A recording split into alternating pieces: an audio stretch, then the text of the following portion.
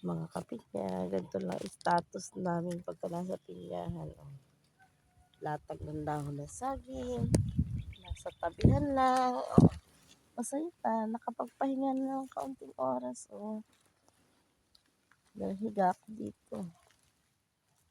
Kaiglip na ako.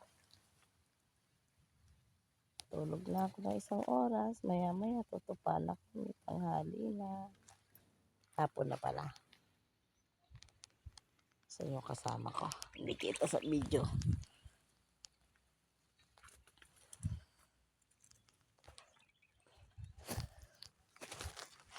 Goy.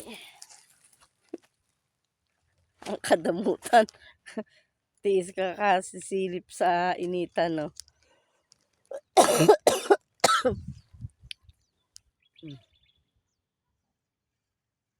Basta-basta ng pawis. Nakaiglip kami dito sa ano. Namalayan mo pumunta si nanay. Nagising ako eh. Pero tulog uli ako.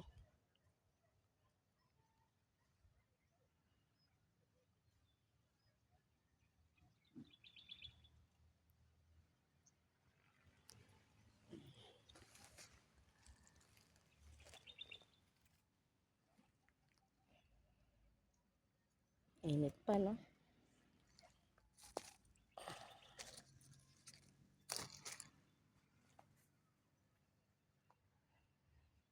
Para ako nabainat ng 7 beses sa aking tsura.